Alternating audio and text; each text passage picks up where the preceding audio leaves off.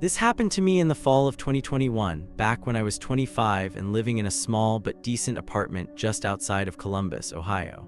I was single, working remotely in tech support, and my days felt like they were all blending together. On a random Tuesday night, I decided to download a dating app just to shake things up. I wasn't expecting anything serious, just casual swiping, maybe a few laughs. But within the first 20 minutes, I matched with this girl named. Her profile was minimal but beautiful. No duck-face selfies or bios full of zodiac signs, just a few clean, classy photos. Her sipping coffee in a bookstore, one with a husky in the snow, and a black and white headshot that felt oddly cinematic. She messaged first, "You look like someone who reads mystery novels at 2 a.m. That got my attention. We chatted for hours that night, books, films, music, even weird childhood fears. She was charming, intelligent, and had this quirky, dry humor that made everything feel natural. Unlike any other match I'd had before, the conversation didn't feel forced or hollow. By the second night, we had switched over to texting. But something felt fast, like too fast. She started texting more often than I was used to, long paragraphs, voice notes, even sending photos of the meals she was cooking. Within 48 hours, she said she felt like she had known me for years. I'll admit it stroked my ego a little and I leaned into it, but looking back now, it wasn't admiration, it was fixation. Then came the weird part. We hadn't exchanged addresses or made plans to meet yet, but on Friday evening she texted, "I love the way the little pine trees line your street, it's cozy." I froze. There was no way she could known what my street looked like. I hadn't given her my address, hadn't posted photos outside my apartment, and my number wasn't tied to anything public. I tried to play it cool and asked, "Haha, what do you mean?" She replied with a photo. It was the front of my apartment building, taken from inside a car. That cold rush hit me, the kind that goes from your spine to your stomach. I stepped to my window, pulled the curtain aside, and scanned the parking lot. There was a dark blue sedan idling with its headlights off. I didn't know what to do. I didn't know who she really was, but that night the game completely changed.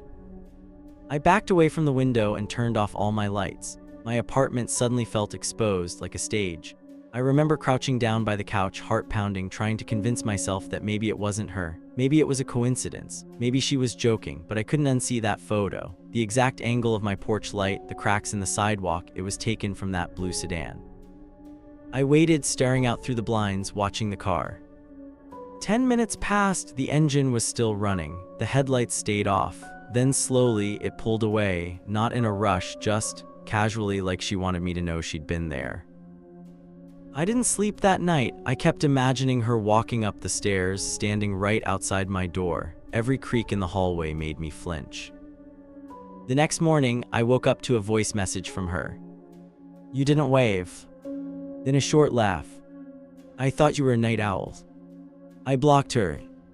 That should have been the end of it, but it was. A week passed with no contact. I even debated deleting the dating app completely. Then one night I got a DM on Instagram from a new account. No profile pic, no posts, just a message. "Blocking me doesn't change anything. I still know where you live." I didn't respond.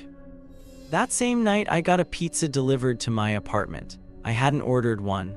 I almost opened the door thinking maybe it was a mistake, but when I looked through the peephole, there was no delivery guy, just the pizza box sitting there. I waited a full 10 minutes before cracking the door. No one was around. I opened the box. Inside, written in red sauce on the inside of the lid, were the words, "You're not alone." I called the police. They were surprisingly calm about it, took my statement, made a note, and told me to call again if she showed up in person. But since no actual threat was made and no damage was done, there wasn't much they could do. I felt helpless. That weekend, I went to stay with a friend across town. I didn't want to be alone, and I didn't trust being in my apartment anymore. On Sunday morning, I got a text from an unknown number. "Running won't help, you should let me in." I didn't recognize the number, but I knew it was her. I started wondering how deep she had gone. Was she using apps to spoof numbers? Did she follow me from work one day? I had no idea, but it wasn't just obsession anymore. It felt like possession, like she wanted to own me. and I had a sinking feeling this was only going to get worse. I stayed at my friend Mark's place for 3 days straight. I didn't tell him everything, just that a girl from a dating app was stalking me. I downplayed the weird parts, the messages, the photo, the pizza box. I didn't want to sound paranoid, but inside I felt like I was unraveling. On the third night, Mark was out for dinner with his girlfriend and I was alone in his apartment. It was a quiet part of town, and for the first time in a week, I started to relax. I even told myself maybe she'd moved on, maybe she was done messing with me. At around 11:30 p.m., I was in the living room scrolling TikTok when I heard it. A knock. Not at the front door, at the sliding glass door that led to the patio. Mark's apartment was on the second floor. I froze. The knock came again, softer this time, almost teasing. I crept toward the back window and peeked through the side of the curtain. There she was, standing barefoot on the outside balcony, in a hoodie, her hair soaked. I couldn't tell if it was rain or sweat. She was just standing there, staring in, her hand resting gently on the glass like she wanted me to place mine over hers. I stepped back, my body went cold. How the hell did she even get up there? There was no stair access, just a 15-foot drop and a wooden fence below. My first instinct was to run to the front door and leave, but I realized I didn't have Mark's spare keys. I was locked inside. Then I heard it. Her voice muffled through the glass. "Let me in, I missed you." I yelled, "Go away, I'm calling the cops." She didn't flinch, she just smiled and whispered, "You always say that, but you never do." I grabbed Mark's kitchen knife and ran into the bathroom, locking the door. I called 911. I remember whispering so quietly into the phone, barely breathing. My body was shaking so hard the blade of the knife tapped against the porcelain sink. The cops arrived fast, within 6 minutes, but when they got to the back patio, she was gone. No footprints, no fingerprints on the glass. Just one thing left behind. A Polaroid photo, taped to the outside of the sliding door.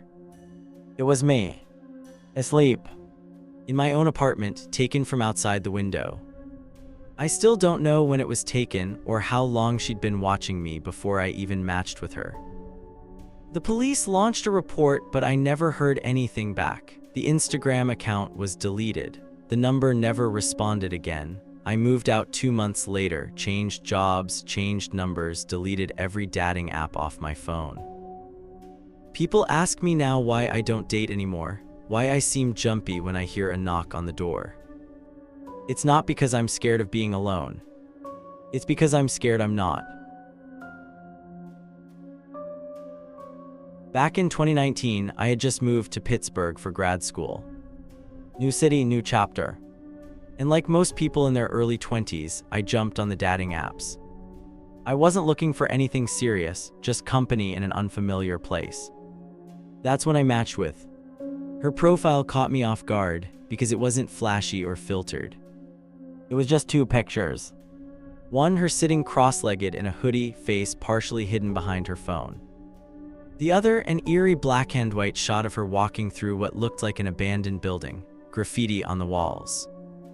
Her bio said, "Not into loud bars or crowded places, let's disappear somewhere quiet."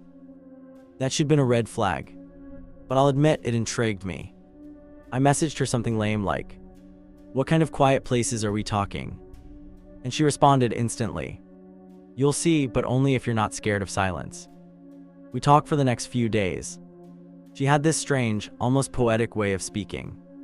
Texting her felt like talking to someone halfway between a therapist and a horror movie character. She didn't use emojis. She rarely said, but she was magnetic. She'd send these weird philosophical texts about how people wear masks, how society drowns us in noise. After about a week, she suggested we meet. Not at a public park. She sent me a GPS pin. No words, just the location. When I clicked it, it led to a place 30 minutes outside of the city. An old, closed-down psychiatric hospital I'd read about in local forums. Shut down since the early 2000s. Technically off-limits, but popular with urban explorers. I replied, "That's where you want to meet at night." She said, "It's the only place people don't pretend. I'll be waiting, don't be late." Everything in my gut screamed, don't do this. But part of me, the curious, ego-driven, slightly reckless part, thought maybe this was just her thing. Maybe she was artsy. Maybe she just wanted to be different. So I told her I'd come. I waited until the sun dipped behind the trees before heading out. The air got colder as I got closer. The road narrowed into gravel thick with fog. By the time I pulled up, the building loomed like something out of a horror film. Windows boarded, vines creeping up the sides. The gate busted open, a faded no trespassing sign dangling by one chain. I texted her, "I'm here." No reply. I stepped out of the car and looked around. That's when I noticed it. A single candle burning inside one of the top floor windows. I stared at that flickering flame for a solid minute. It wasn't the candle that scared me. It was the message. Someone wanted me to see it. Someone knew I had arrived. I typed again. "Are you inside?" No response. I don't know what possessed me to keep going. Maybe I was too embarrassed to bail after driving all that way. Maybe I still hoped this would turn into a strange, cool story I'd someday laugh about. Either way, I grabbed a flashlight from the glove compartment, stepped through the rusted gate, and walked toward the entrance. The front doors were chained shut, but a side window had already been broken. Glass crunched under my sneakers as I climbed in. Inside, it was cold, heavy, that feeling old buildings have when they haven't been lived in for years. Dusty, stale, the kind of air that clings to your lungs. The hallway stretched ahead, lined with old wheelchairs and scattered paperwork. My flashlight cut through the dark in short, shaky swipes. I called out, Nothing." But then I heard something. Bare feet, shuffling across linoleum from somewhere above me. Then a soft, dragging noise. It wasn't fast like footsteps. It was slow, careful. I followed the sound up a winding stairwell. With every step, I felt more and more stupid. This wasn't romantic. This was deranged. But I couldn't shake the idea that maybe, just maybe, this was some kind of test. Or game. Something she liked. When I reached the second floor, the temperature dropped. The hallway was darker.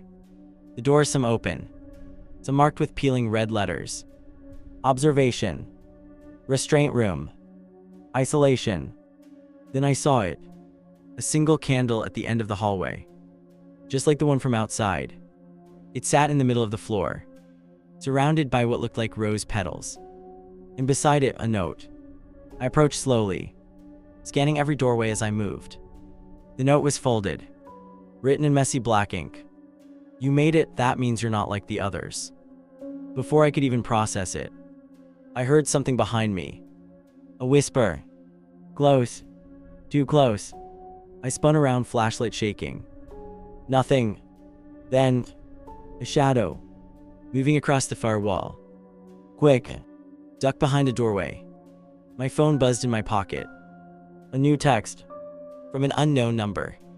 "You look better when you're afraid." That was it. I turned and ran. Down the hall. Back through the stairwell. Slipped on something. Slammed my shoulder into the wall.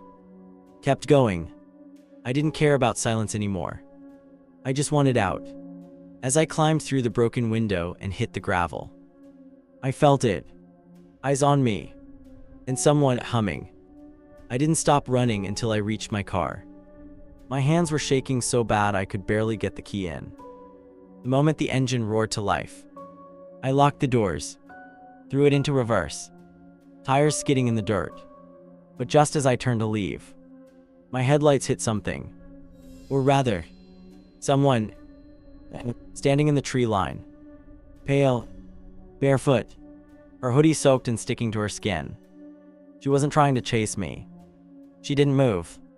She just stood there, in the dark, hands at her sides, head tilted slightly, like a child watching a bird twitch. And in that split second before I turned the wheel, I swear to God, her mouth moved. She whispered something. I couldn't hear it, but somehow, I felt it. I didn't go home that night. I drove straight to a gas station near the highway, parked under the fluorescent lights, and sat there until sunrise. My phone buzzed one more time. Another text. Same unknown number. You pass, most don't. I blocked it. The next day, I tried to report what happened. But what was I supposed to say? That I willingly drove to an abandoned asylum to meet a girl I never met before. That she knew things about me she shouldn't have. That she staged some twisted initiation ritual. And then just watched me run. The cops took a basic report. Didn't follow up. No threats. No assault. Just something off. Something people couldn't quite pin down in legal terms. I deleted the app, erased my profile, and went full digital ghost for a while. No social media. No dating. No random matches. I changed my number a week later, after getting a voicemail with nothing but that same humming. Soft, high-pitched, like the sound you'd hear from a music box. Running out of spring. For months after that, I couldn't sleep in silence. I'd leave the TV on low, just to drown out the memory of that hum. My dreams kept taking me back to those hospital hallways, always with candles, always with that same sentence scribbled on the walls. You're not like the others. A year later, curiosity got the best of me. I searched for the name tied to that hospital. Found nothing directly, but there was a thread from 2017 about a guy who had a nearly identical experience.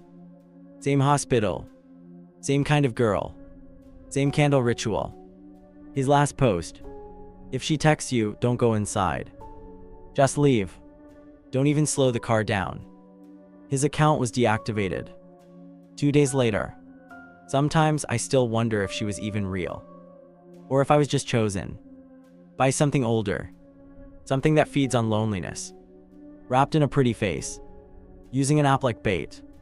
Either way, I'm done swiping. This happened in early 2023, and I've never talked about it publicly before. At the time, I was 26, living in Denver, just getting back into dating after a bad breakup with a girl named Riley.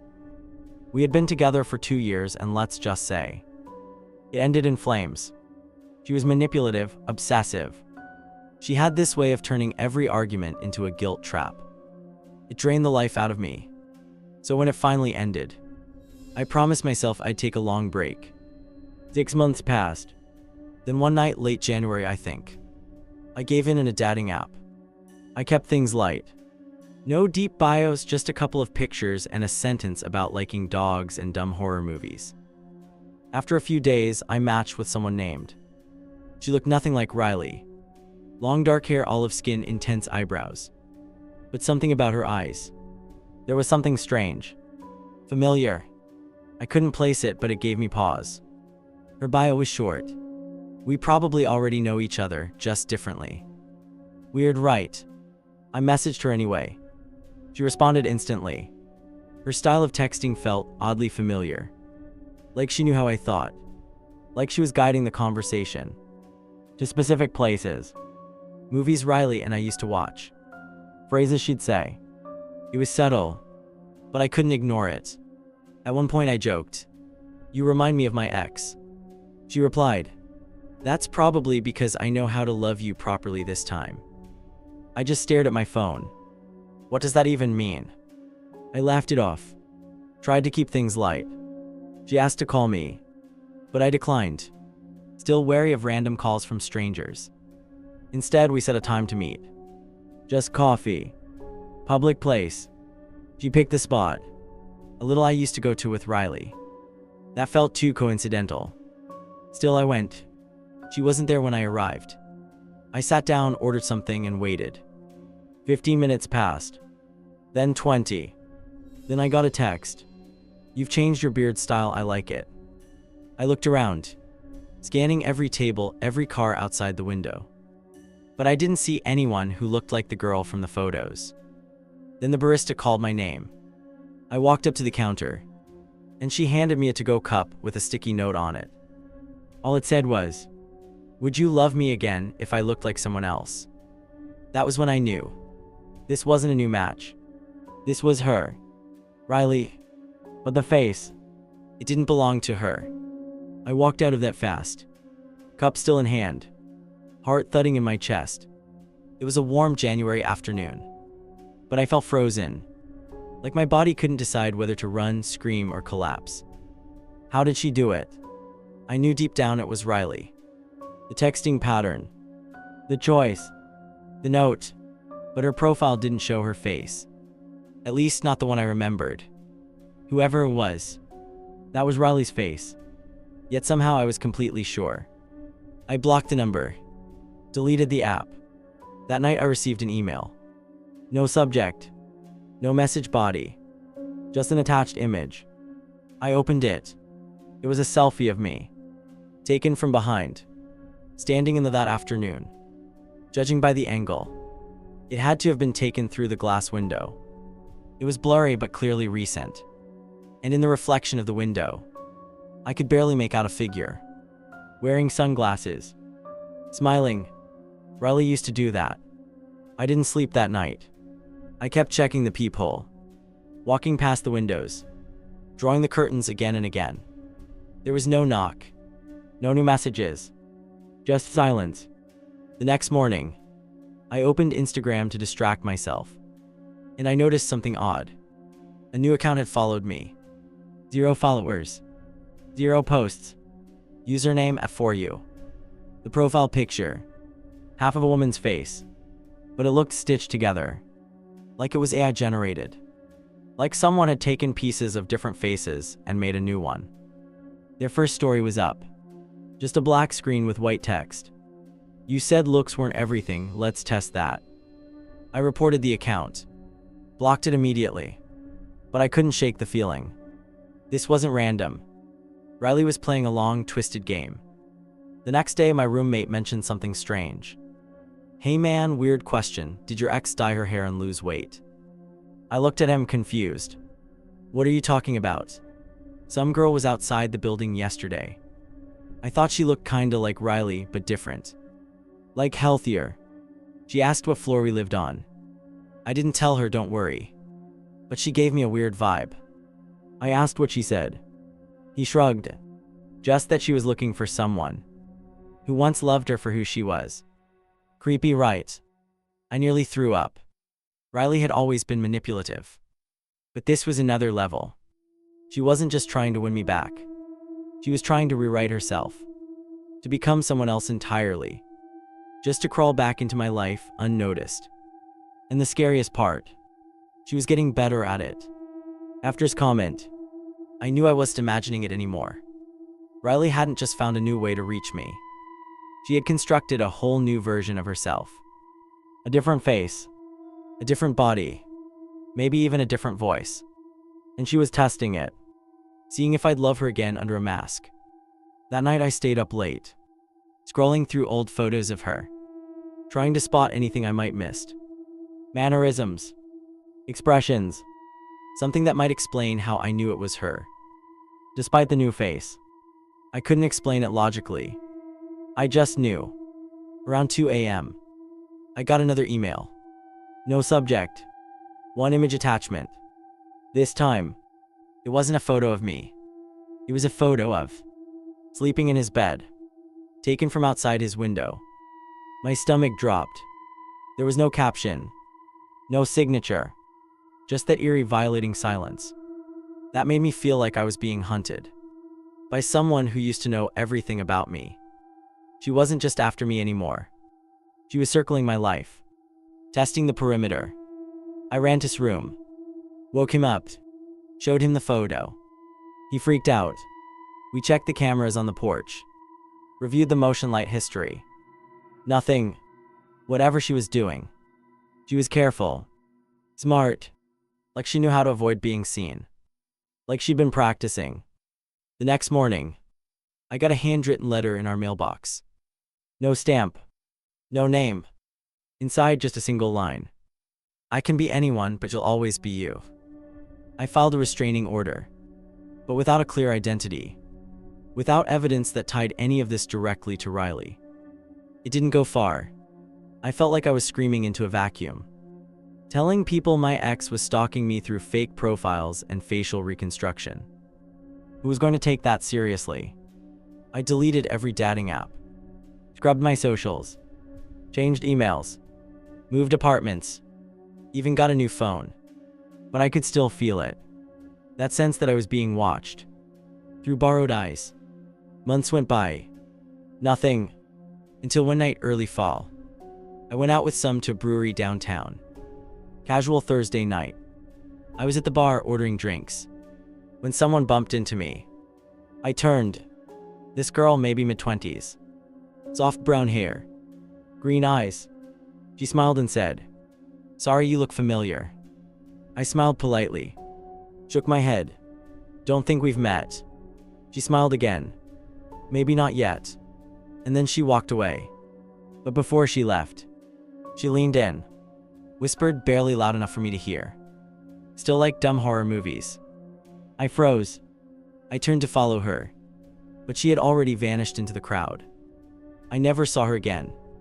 And I never ever trusted a new face the same way after that. Because when someone is willing to erase themselves, just to re-enter your life, you realize, love isn't the scariest part of dating. Obsession is.